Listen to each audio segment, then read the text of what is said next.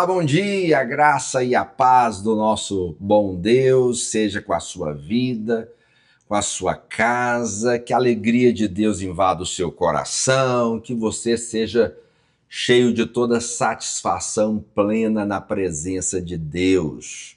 Deus te abençoe, abençoe o seu dia, o restante da sua semana. Hoje, manhã de quinta-feira, dia 14/11, você está no programa Café com Graça. Seja muito bem-vindo.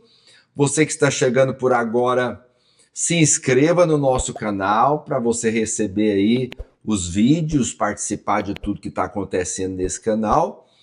Acione aí as notificações e eu quero convidar todos para divulgar o link.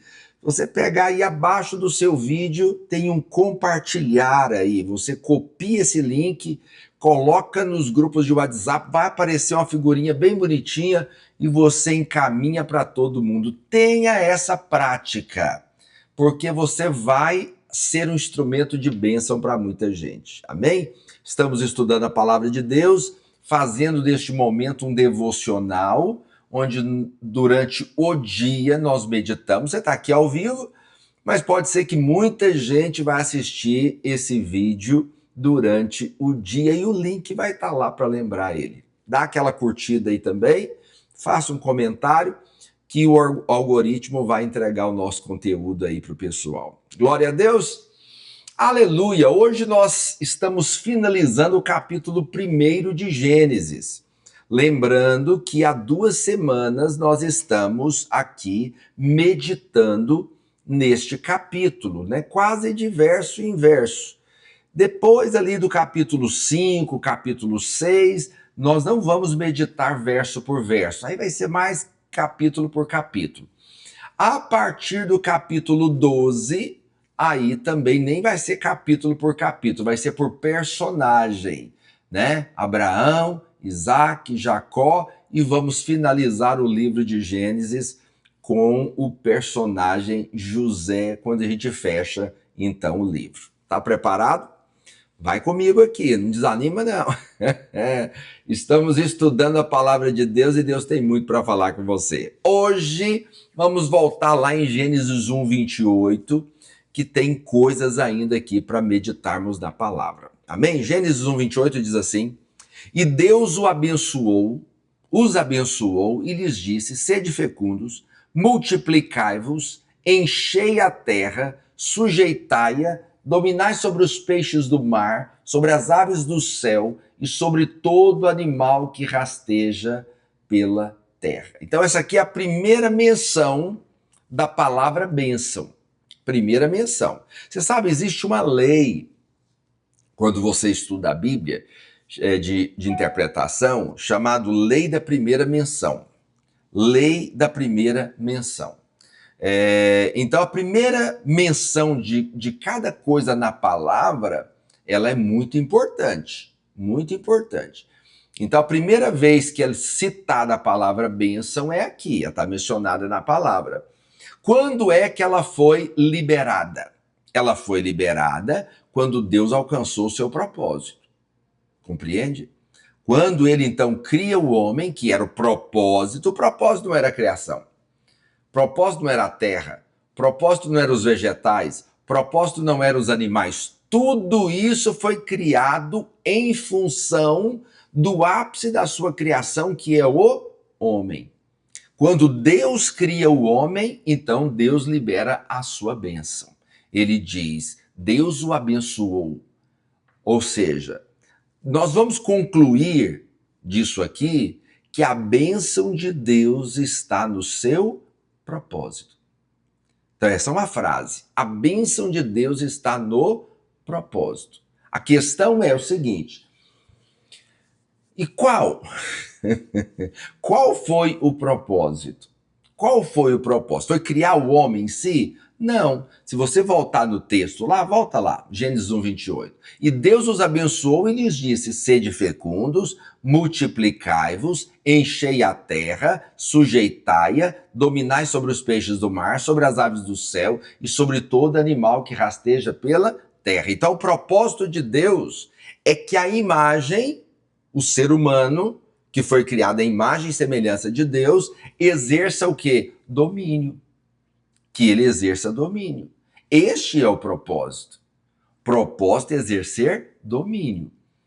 Então, quando é que Deus libera a sua bênção? Quando o propósito é cumprido. Deus criou o homem e disse: agora eu vou abençoar vocês para um propósito. Vocês vão dominar sobre a terra.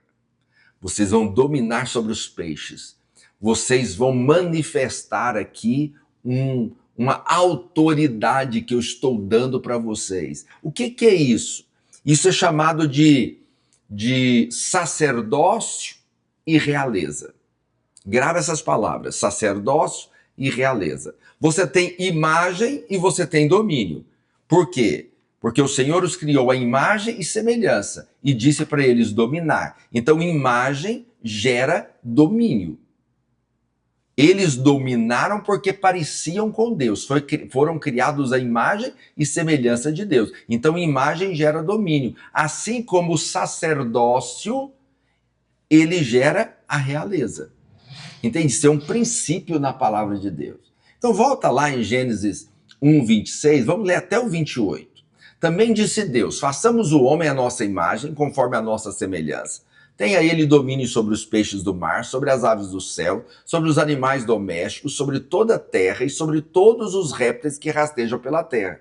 Criou Deus, pois, o homem à sua imagem, a imagem de Deus os criou, homem e mulher os criou. E Deus os abençoou e lhes disse: sede fecundos, multiplicai-vos, enchei a terra, sujeitai-a, dominai sobre os peixes do mar, sobre as aves do céu e sobre todo animal que rasteja pela terra. Então, eu disse para você que imagem gera domínio.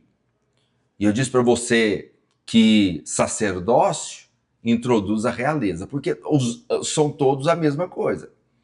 Agora, essas verdades são semeadas aqui em Gênesis e elas se desenvolvem sobre toda a Bíblia e vão encerrar lá em Apocalipse. Me entenda algo, a Bíblia é um livro completo. Eu quero dizer algo para você. Em Gênesis, é o livro, o Gênesis significa princípios, ou princípio. Então, as sementes, os princípios são estabelecidos em Gênesis, mas eles vão se desenvolver durante toda a Bíblia e vão se concluir lá em Apocalipse. Compreende? Então, aqui nós temos uma semente sendo lançada.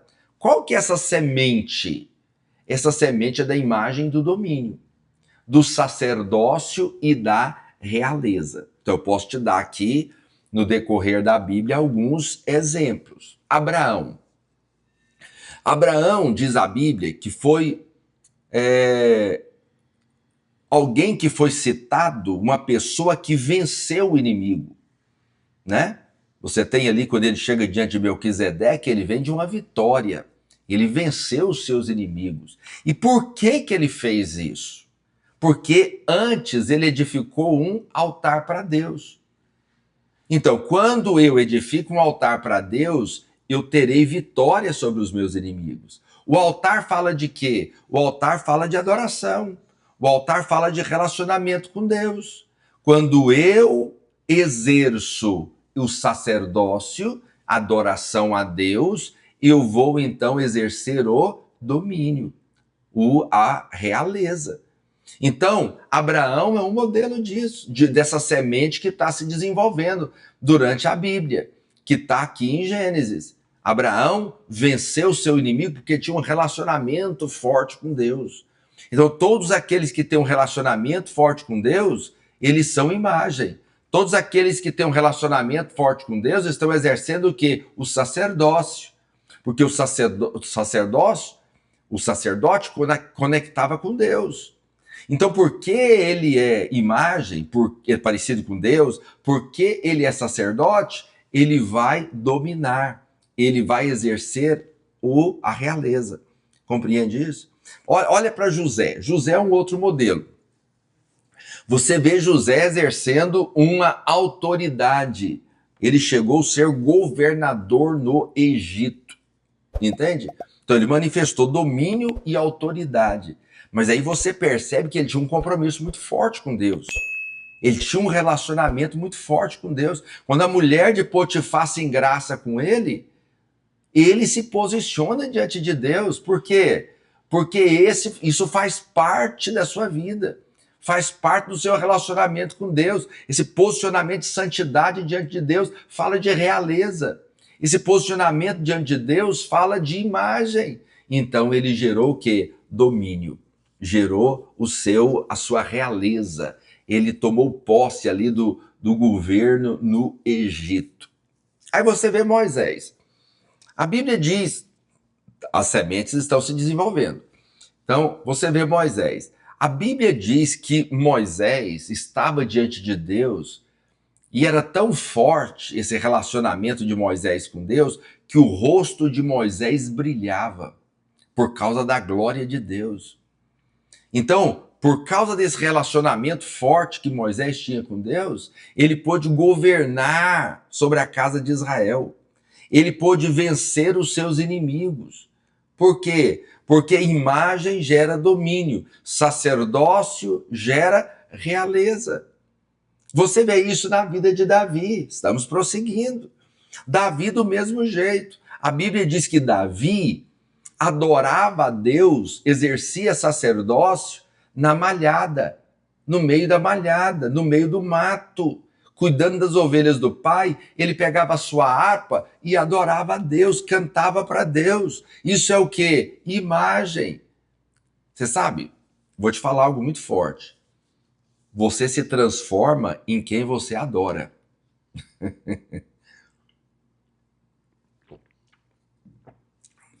Quem você admira, adoração é admiração. Quando você admira algo, você se transforma naquilo. Você se torna parecido com aquilo. Compreende o que eu estou dizendo? Então, quando você adora a Deus, você se torna a imagem de Deus.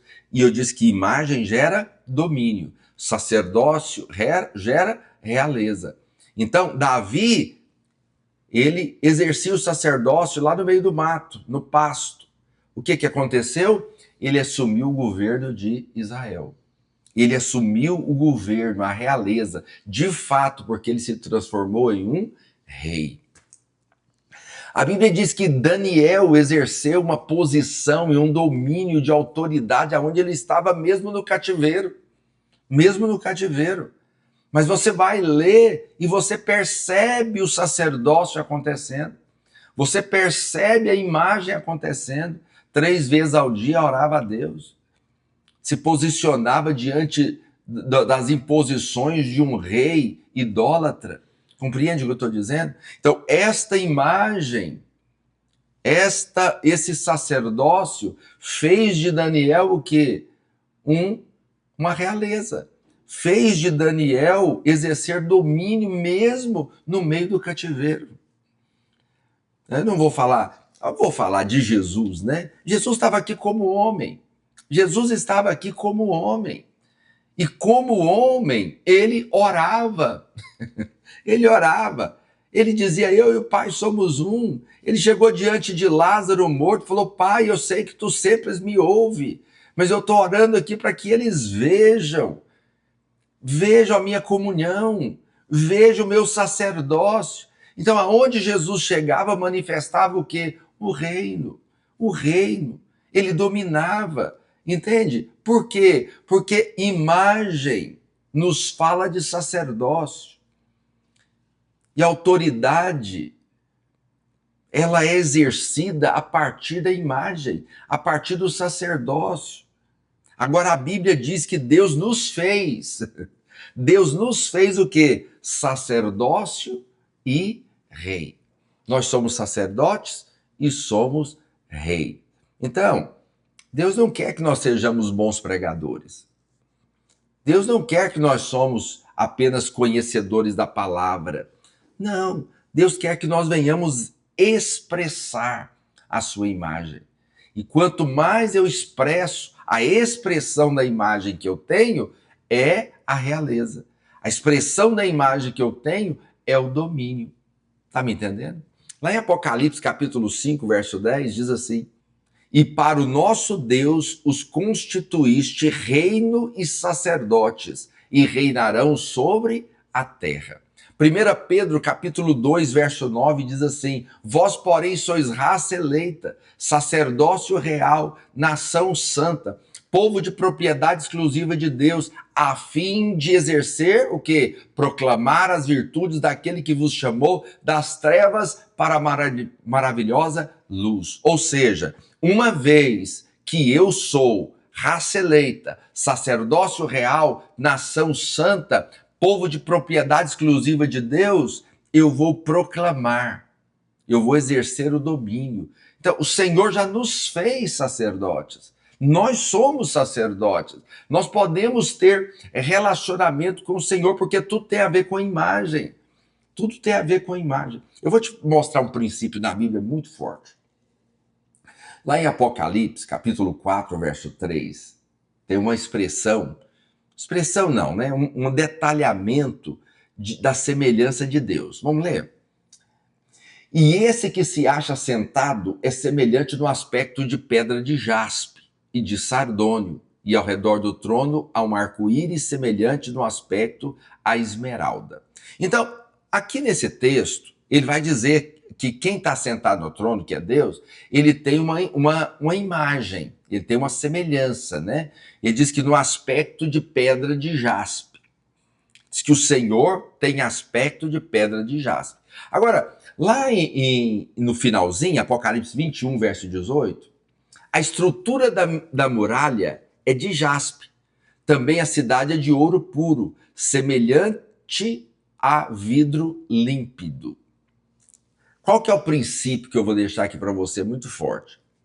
Tudo é determinado com quem você parece. Entende? Então, por exemplo, o Senhor tinha aspecto de jaspe. Aí depois a cidade foi construída com jaspe. Se o Senhor se parece com ouro, a cidade é construída com ouro. Porque a manifestação ali é de acordo com aquilo que ele parece. Então, se a aparência do Senhor é de jaspe, a cidade foi construída com jaspe, porque é a conclusão daquilo que ele é. Então, tudo é determinado por aquilo que você se parece. Se com escorpião, se com serpente, se com cordeiro ou filho de Deus. Compreende o que eu estou dizendo? Você se parece com quem? Tem gente que não quer se parecer com Jesus e quer se parecer com um jogador de futebol. Então, vai de quem você parece. Então, se eu sou imagem e eu me pareço com Deus, vai se manifestar Deus na minha vida. A obra do Espírito Santo hoje é nos transformar para expressarmos a Deus. Essa é a obra do Espírito hoje. A obra do Pai é a criação, a obra do Filho é a salvação, mas a obra do Espírito é transformar a nossa vida. Transformar a nossa vida. Para quê? Para expressar a Deus.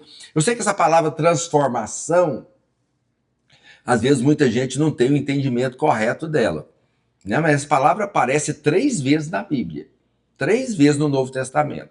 Ok? Vamos ver? Romanos 12, 2 diz assim: e não vos conformeis com este século, mas transformai-vos pela renovação da vossa mente, para que experimenteis qual seja a boa, agradável e perfeita vontade de Deus. Paulo está dizendo que nós temos que não conformar com este século, mas transformai-vos.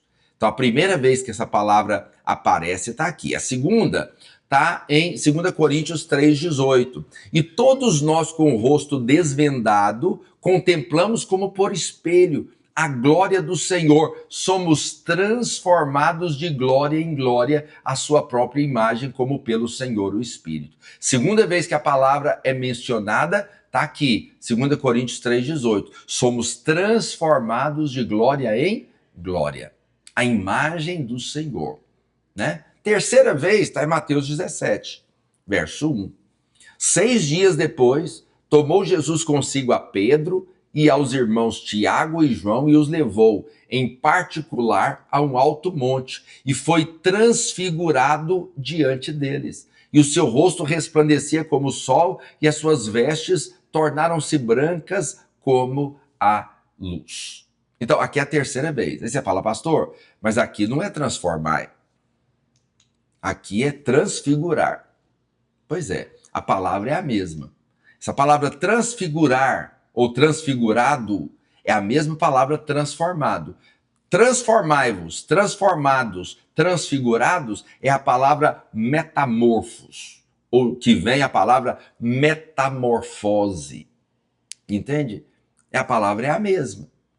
Lá em Mateus 16, 28, diz assim: em verdade vos digo que alguns há dos que aqui se encontram que de maneira nenhuma passarão pela morte até que vejam vir o Filho do Homem no seu reino. O que está dizendo aqui? Jesus diz que alguns veriam a manifestação do reino. E quando é que eles viram a manifestação do reino? Na transfiguração. Quando Jesus se transformou na presença deles. Entende? Então, somente quando somos transformados é que nós podemos exercer o domínio e a autoridade. Então, por isso que a obra do Espírito hoje é transformar eu e você. É nos transformar. Por quê? Porque quando nós somos transformados, nós exercemos autoridade. Por que, pastor, que eu tenho que ser transformado para exercer a autoridade, para manifestar o domínio? Porque eu estou sendo transformado à imagem do Senhor, de glória em glória, como pelo Senhor o Espírito. Estamos sendo transformados de glória em glória à imagem do Filho de Deus. Do Filho de Deus. Então isso é poderoso. Entende? Então veja, a imagem gera domínio. Sacerdócio gera realeza. Amém? Depois nós temos Gênesis 1, 29. E disse Deus ainda: eis que vos tenho dado todas as ervas que dão semente e se acham na superfície de toda a terra, e todas as árvores em que há fruto que dê semente. Isso vos será para mantimento. E a todos os animais da terra, e a todas as aves do céu, e a todos os répteis da terra, em que há fôlego de vida, toda erva verde lhes será para mantimento. Assim se fez. Viu Deus tudo quanto fizera, e eis que era muito bom. Houve tarde, amanhã o sexto dia. Então o homem foi criado no sexto dia. E aqui tem algo muito poderoso, porque Deus não criou o homem e colocou ele numa fábrica. Deus criou o homem e colocou ele em um jardim. Por quê? Porque um jardim é um lugar de desfrute, de deleite. E, engraçado, porque Deus criou o homem no sexto dia, no sétimo dia foi o dia do descanso. Entendeu? Vamos ler Gênesis 2:1.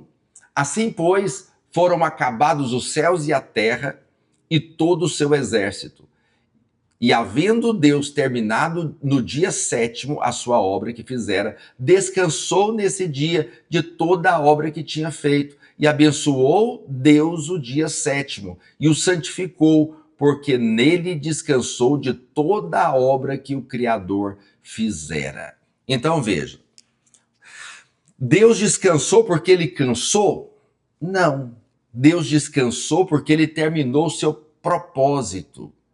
Entende? Então, quando há esse deleite no propósito que ele estabeleceu, que ele terminou, pode haver descanso. Se eu vou te falar algo para você, a maneira de nós servirmos a Deus é no descanso. Isso aqui é um princípio na palavra de Deus. Nós precisamos aprender a descansar. O que significa o descanso em Gênesis 2? Deus não descansou porque estava cansado. Deus descansou porque tinha satisfação naquilo que ele havia feito. Satisfação de Deus está ligada à obra consumada. Quando eu termino a obra, há uma satisfação. Então, quando eu estou cumprindo o meu propósito, então tem descanso na minha vida. Então, veja que aqui foi o único momento, tudo que Deus criou, ele falou, é bom, e viu Deus que isso era bom. Mas quando ele cria o homem, ele falou, e eis que isto é muito bom, muito bom. Houve uma satisfação, e quando tem essa satisfação, tem descanso. Então essas coisas estão ligadas. Satisfação está ligada a propósito. Você tem propósito sendo cumprido, tem satisfação. Eu quero dizer algo para você. Você só tem deleite e satisfação quando o propósito de Deus está sendo cumprido na sua vida. Quando nós encontramos satisfação no Senhor, entende? Estamos dentro do seu propósito, meu Deus, isso é feito no descanso. No descanso. Hoje você vê tanto cristão cansado. Por quê? Porque não está deleitando no Senhor, não tem satisfação no Senhor. Se satisfaça no Senhor, a Bíblia diz em Salmo 37, agrada-te do Senhor e Ele satisfará os desejos do seu coração. Então eu disse para você que em Gênesis essas sementes são lançadas e a semente do descanso está sendo lançada também, né? Ela é estabelecida aqui, o Senhor descansa. Mas lá em Êxodo, capítulo 20, na lei, o sábado é colocado. Vamos ler? Êxodo 20, verso 8.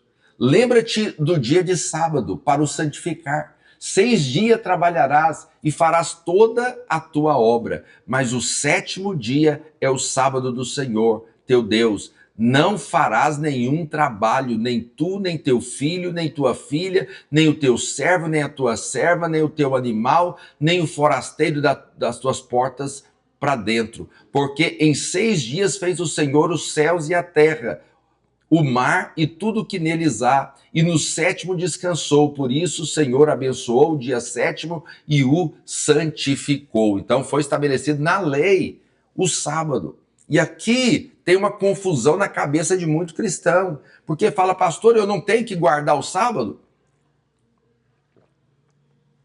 Na lei tinha. Se você vive debaixo da lei ainda, você tem que guardar o sábado, mas nós não estamos mais debaixo da lei. Vamos ler Mateus 12 para você entender então o princípio do sábado. Por aquele tempo, em dia de sábado, passou Jesus pelas searas. Ora, estando os discípulos com fome, entraram a colher espigas e a comer. Os fariseus, porém, vendo isso, disseram-lhe, eis que os teus discípulos fazem o que não é lícito fazer em dia de sábado. Mas Jesus lhes disse, não lestes o que fez Davi quando ele e seus companheiros tiveram fome? Como entrou na casa de Deus e comeram os pães da propiciação, os quais não lhe era lícito comer, nem a ele, nem aos que com ele estavam, mas exclusivamente ao sacerdote? Ou não lestes na lei que aos sábados os sacerdotes no templo violam o sábado e ficam sem culpa? Pois eu vos digo, aqui está quem é maior que o templo. Mas, se vós soubesseis o que significa misericórdia quero e não holocausto, não teríeis condenado inocentes, porque o Filho do Homem é o Senhor do sábado. Ou seja, ele é o descanso, ele é o descanso. Ele está colhendo espigas, ele e os seus discípulos colhendo espiga para comer no sábado e foram questionar ele. Ele falou, meu amigo, aqui está quem é maior que o sábado. Ou seja, eu sou o sábado, eu sou o descanso. Por isso eu disse para você que toda a Bíblia aponta para Cristo.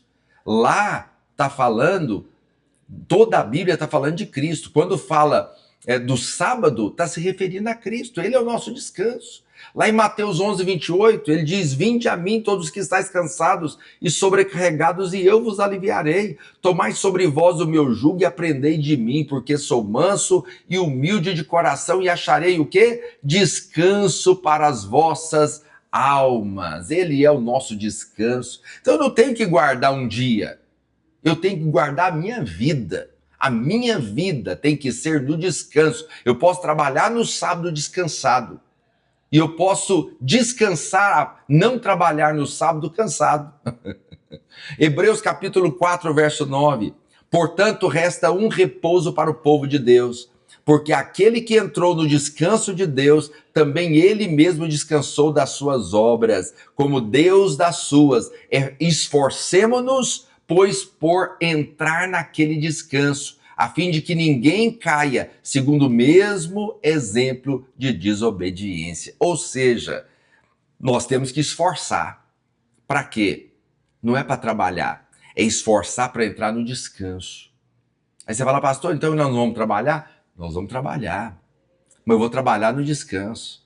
Eu trabalho descansado. O cristão, ele não deita e fica rolando na cama, preocupado. Não, ele vive no descanso. Ele chega no sábado, ele trabalha, mas ele trabalha no descanso. Ele pode até trabalhar no domingo, mas ele trabalha no descanso. Entende? Não adianta você tirar férias e voltar cansado, preocupado, estressado, não. A vida é feita no descanso. Por isso a Bíblia diz que o Senhor, ao terminar a sua obra, descansou, porque ele teve prazer, satisfação nela. Então nós temos que deleitar no Senhor. A nossa vida, você sai de manhã com Deus, desfrutando de Deus, descansando nele. É assim que nós vivemos. Amém? Eu quero deixar isso aqui para você.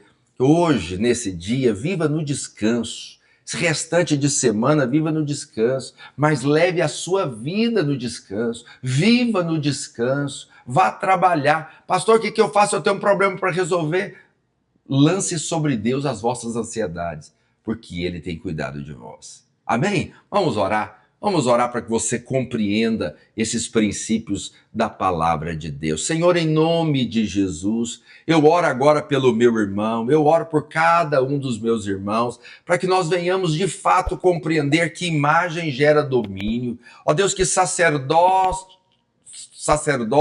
gera realeza. Pai, eu declaro em nome de Jesus que, ó Deus, nós saímos de manhã no desfrute, para dominar, para, ó Deus, exercer autoridade, para ver a manifestação do teu poder e da tua graça, ó Deus amado, nas nossas vidas e no ambiente que nós chegarmos. Eu declaro em nome de Jesus que nós viveremos do descanso na presença do Senhor, em nome de Jesus. Deus te abençoe.